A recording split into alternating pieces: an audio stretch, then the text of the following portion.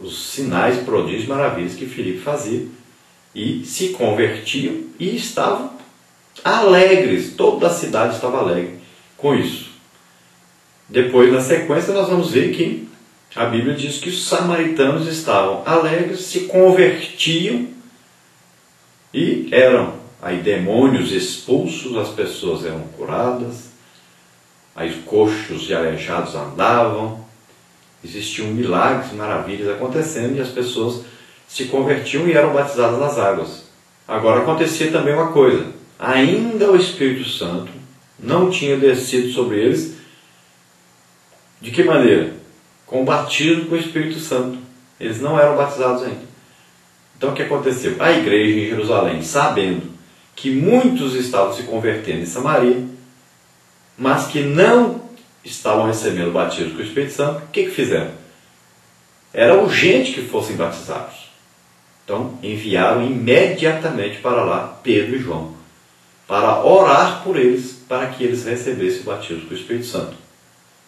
Então às vezes não precisa, mas nesse caso, como não estavam recebendo, era preciso impor a mão sobre eles para que eles recebessem. Nós vamos ver aí quando Pedro vai visitar lá Cornélio, a família de Cornélio, o Cornélio e seus amigos que estavam ali, foram batizados com o Espírito Santo, sem Pedro impor as mãos sobre eles. Eles receberam. Já aqui em Samaria, eles aceitaram Jesus, viram os sinais, prodígios, maravilhas, estavam alegres, foram batizados nas águas, mas não haviam ainda recebido o batismo com o Espírito Santo. E era urgente que recebessem. E a urgência era tão grande, a ponto de haver uma reunião em Jerusalém, e eles enviarem Pedro e João para lá.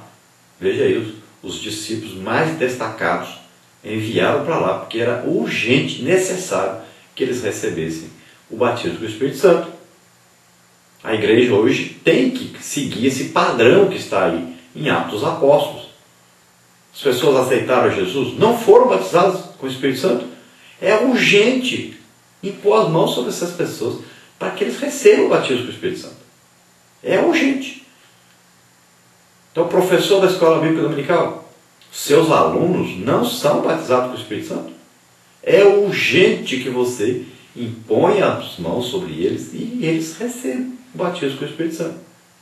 Não tenha medo. Ah, mas e se orar não acontecer? Pior é se você não orar, não é não? Então ore e peça a Deus.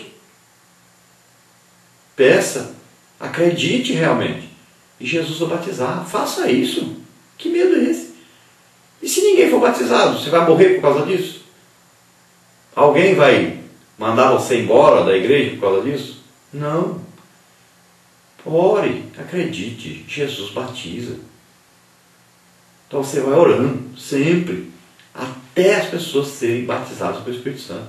Professor, faça isso.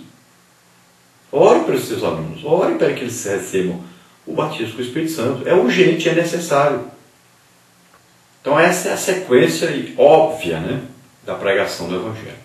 Deve haver então sinais, prodígios, maravilhas, deve haver aí a pregação do Evangelho, deve haver aí conversões, deve haver batismo nas águas, deve haver batismo com o Espírito Santo e as manifestações poderosas do Espírito Santo sempre acontecendo, para que todos estejam aí edificados, consolados, exortados, para que todos estejam unidos, para que todos tenham prazer e alegria de se congregarem. Então nós vamos estudar agora então sobre esses dons de poder, que dão poder para fazer algo sobrenatural. Não é uma coisa natural, é sobrenatural. E é também de repente, ninguém pensa, nem estuda, nem planeja essa manifestação. De repente acontece. Então você pode passar horas e horas orando por alguém e não acontecer nada. E de repente, uma explosão de poder acontece. E a pessoa recebe o milagre. Nós temos vários casos de ressurreição de mortos aí. De alguém orar e o morto levantar. Está existindo, isso aí está acontecendo para todo lado. Quando a pessoa chegou lá, orou. Muitas vezes a pessoa está orando. E o morto levanta e nem veio. Alguém tem que ir lá e... Ei, o morto levantou, pode parar de orar. Porque de repente aconteceu. a explosão de poder. Às vezes você está orando por um enfermo, está ali orando pelas pessoas, orando. Agora tem gente que quer orar 5 minutos e quer que aconteça um monte de milagre. E não é bem assim. A prática nos prova que não é bem assim. A maioria das vezes você ora e vai passar da hora. O problema é que nós estamos ocupando o espaço do culto todo com música. Só cantando. Sobra pouco tempo para a pregação e menos tempo ainda para a ministração de batismo com o Espírito Santo, de cura, de sinais, de prodígios, de maravilhas, né, de milagres. Então temos que aplicar mais tempo na salvação e também na manifestação do poder do Espírito Santo. E esse relógio nosso aí tem que ser menos adorado. Nós estamos mais preocupados com o que vamos assistir na TV depois do culto do que com o próprio culto. Estamos mais preocupados com as notícias do mundo do que com as manifestações do Espírito Santo na igreja. Deixemos que as pessoas sejam abençoadas por Deus. É preciso todo culto haver ministração sobre as pessoas, para que as pessoas sejam curadas. Não é possível chegar na igreja, perguntar quem está doente, quem está enfermo, vem para frente. E aí, praticamente 90% da igreja está com alguma enfermidade ou com doença. Sendo que Jesus cura, sendo que existem as manifestações, os dons do Espírito Santo. Como é possível isso? Porque não estamos ministrando. E é preciso mudar, preciso tomar atitude. Nós pertencemos ou não a uma igreja pentecostal? Ou será que pentecostal para você é só falar em línguas? É preciso mudar essa situação. Então esses dons aí de poder estão intimamente ligados ao quê? À onipotência de Deus. Deus pode fazer qualquer coisa, não existe nada impossível para Deus. E nós vemos que os 3 primeiros dons que nós estudamos, ali palavra de sabedoria, palavra de conhecimento, discernimento de espíritos, esses 3 dons operam muito através de um ministério, que é o profeta. É claro que todos os crentes podem ter os dons manifestados nas suas vidas. Mas o ministério profeta, aquele que é um profeta chamado por Jesus, escolhido, uma pessoa dada à igreja para ser um profeta, esses 3 dons manifestam muito na vida desse profeta. Agora, já aqui, dons de poder, esses dons se manifestam muito no outro ministério, que é o ministério de evangelista. Esses dons operam muito nesse ministério de evangelista, aquele que prega a palavra de Deus ou ensina publicamente essa palavra de Deus. Porque a pessoa não precisa só pregar. Você pode pegar o microfone no culto na rua e dar um ensino. Quem disse que não pode? Jesus fazia isso. Às vezes nós achamos que um culto, né, de pregação, aí você fala assim, o culto é de pregação, aí não pode haver um ensino. Chega dia de domingo, isso tem que ter um pregador. Por que não pode ter alguém para ensinar? Onde é que está escrito isso? Então a palavra de Deus pode ser pregada ou ensinada. O resultado é o mesmo. O convencimento para que as pessoas se convertam é do Espírito Santo, não é da pessoa, não. Então, temos que orientar mais a igreja, temos que dar mais oportunidades para o ensino da palavra de Deus. A igreja, nesses últimos dias, está carecendo muito do ensino. Muitos estão faltando à escola bíblica dominical e estão querendo apenas ver também aí shows, né? Pessoas cantando, teatros na igreja, dança na igreja, coreografia e tal. É um show, a pessoa vai para um show, não vai mais para um culto. Não vai cultuar a Deus, vai ver um show. Então nós temos que dar mais prioridade para a palavra de Deus ensinada e pregada. E mais tempo para que os dons se manifestem. Então menos show, menos música e mais presença de Deus. Então é evidente que também não é só os evangelistas que vão ter esses dons se manifestando. Todos os crentes. A Bíblia sempre faz questão de dizer que todos podem receber os dons do Espírito Santo. Todos podem ministrar esses dons acreditando no poder de Deus. Agora, na prática, nós vemos operar muito esses dons, então, no evangelismo, os dons de poder. Então nós vamos ver que nessa lição vai haver uma confusão muito grande entre duas coisas. Entre dons de curar e o dom de maravilhas ou milagre. E é diferente um do outro. Então você sempre tem em mente, olha a diferença prática aí.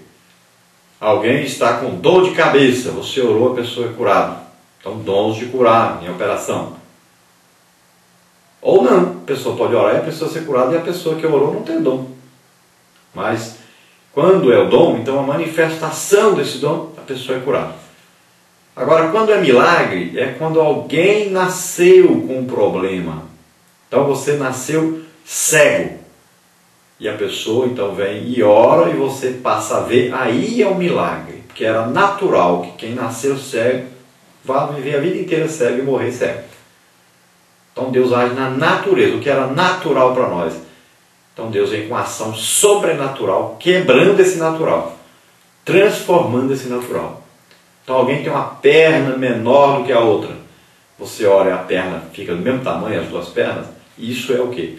Um milagre, uma manifestação sobrenatural do Espírito Santo. Na natureza, a pessoa ia viver a vida inteira com a perna menor do que a outra. Mas a perna ficou do mesmo tamanho. Isso é o quê? Uma manifestação. Então alguém está aleijado e de repente começa a andar, é uma manifestação então de milagre, maravilha. Então retire da cabeça essa confusão aí entre milagre e dons de curar. Então vamos estudar mais detalhadamente os dons. Primeiro aí o dom fé. Então a fé aqui não se trata de uma fé para a salvação. A Bíblia diz que a salvação não vem de nós, é dom de Deus, né? Então aqui Deus é quem dá a salvação de graça, o convencimento do Espírito Santo, quando nós abrimos o coração para Deus e Ele nos convence do pecado, da justiça e do juízo. Então aqui não é o dom da fé. Existe aí uma fé sobrenatural especial. Você acredita em manifestações sobrenaturais. Tem pessoa que acredita em manifestação sobrenatural de Deus e tem pessoas, e muitas pessoas que acreditam em manifestações espirituais de Satanás também. Então, você crê em coisas sobrenaturais. E isso também não é dom de fé. Existem pessoas também que têm uma fé tremenda de que Deus vai fazer coisas maravilhosas. Acredita, não ministra a ninguém, mas acredita que vai acontecer. Mas não é dom de fé. Existe fé também para você andar na rua. Uma fé natural do homem. Você andar na rua, você tem carros passando. Pode acontecer alguém atirar, alguém acertar em você. É preciso de fé para andar na rua. Você precisa de fé para sentar numa cadeira de plástico, né? Senão você não senta de jeito nenhum. A cadeira vai quebrar, você vai quebrar-se todinho. Então precisa de acreditar que a cadeira não vai quebrar. Existe fé para você comer, senão você pensa que a comida está envenenada, não vai comer. Então existe muitos tipos de fé, mas nenhuma delas aí é o dom da fé. O dom da fé é quando de repente você está vendo uma situação que não tem solução para aquela situação. Nós costumamos dar o exemplo aí sempre de alguém que morreu, está morto. Então não existe solução. Já foi ali o médico, já viu que está morto, a pessoa já está no caixão, já vai ser sepultado, não tem mais jeito, morreu. Então é impossível que aquela pessoa levante, está morta. E de repente você está ali e você vai até a pessoa que está morta orar para que ela se levante. Mas esse impulso aí acontece, que é uma coisa que vem de repente do Espírito Santo. E você já vai vendo o morto se levantando. Você já acredita, antes de chegar lá, você já está acreditando que ele vai se levantar mesmo. Às vezes demora um pouquinho, às vezes é rápido, mas você vai lá e ora e o morto se levanta.